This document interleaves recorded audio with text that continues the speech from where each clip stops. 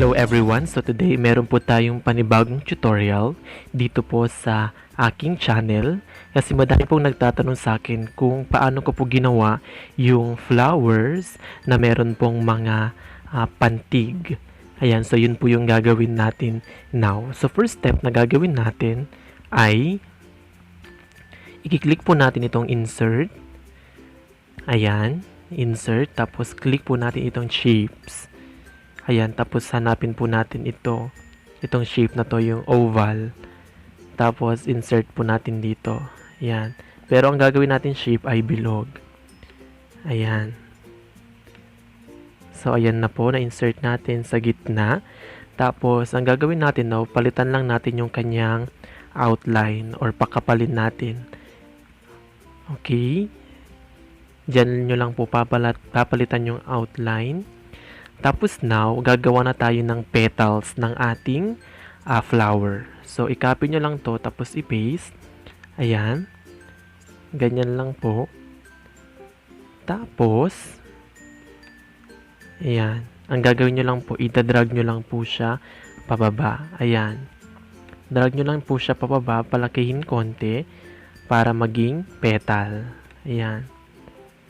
After that, kapag nagkamali naman kayo, pwede nyo pong i-undo yan. I-copy natin, tapos i-paste natin.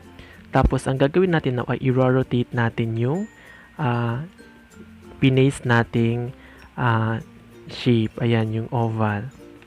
Ayan. I-rotate lang natin siya. Ito po ang i-click nyo. Ayan.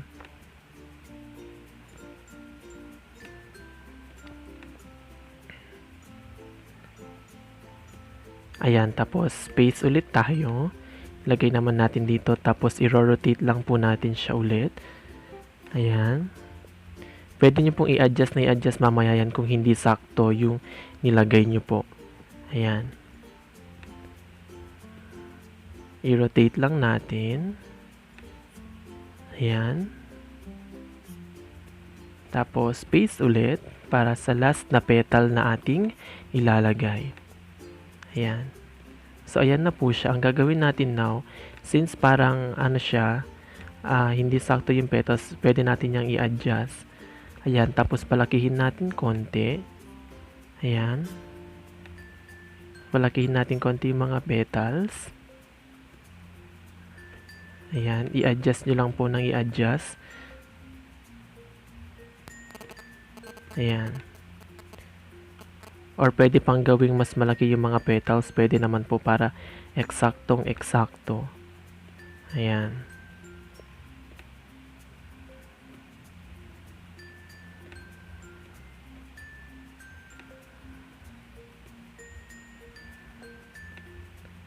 Ayan.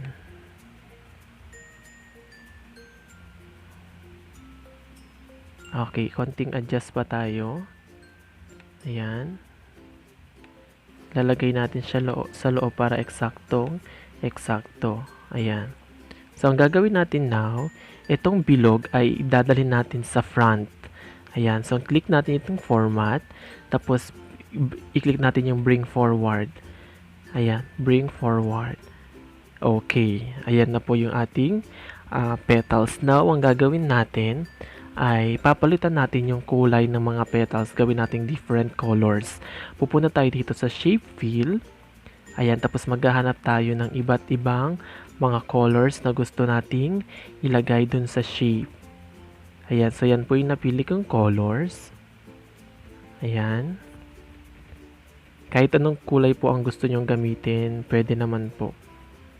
Ayan. Okay, so yan po yung napili nating color. So, i-adjust lang natin konti. Ayan, para magmukha talaga siyang bulaklak. Next naman ay maglalagay na tayo ng text. I-click yung insert, tapos click po itong text box. Ayan. So, ito na po yung text box na nilagay natin. Lagay natin dito. Ang isulat natin ay ito, B or B. Tapos, center natin. Tapos, i-adjust natin yung size. I-click nyo lang po ito. Ayan, i-adjust natin yung size. Ayan. Tapos, palitan din po natin yung kanyang font style. Gawin natin Century Gothic. Ayan, tapos, yan. Adjust lang kayo ng adjust, guys. Tapos, click natin yung bold para mas maganda. Ayan. Now naman, ilagay na natin yung mga pantig. Ayan. Paste lang tayo ng paste. Ayan. Tapos, ilagay natin dito. Ayan.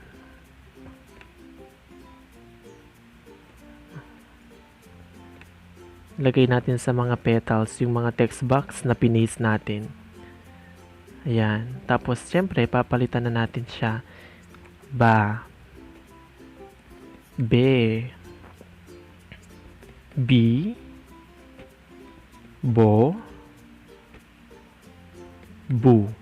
Ayan. So, ganyan lang po gumawa ng flowers na may mga text or may mga pantig. So, kung gusto nyong gawa naman ng ka, gawin nyo lang, click nitong new slides, tapos piliin natin yung blank.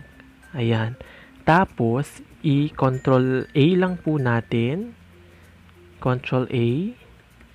Tapos, copy. Tapos, punta po kayo sa next slide.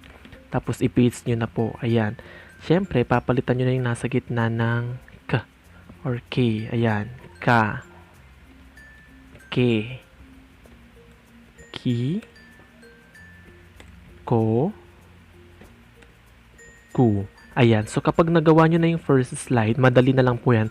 Copy-paste na lang po kayo ng copy-paste. Tapos, saka na po kayo maglalagay or papalitan nyo yung mga text. Ayan. So, ganyan lang po kadali gumawa ng flowers na may mga pantig gamit po ang PowerPoint. Thank you po for watching.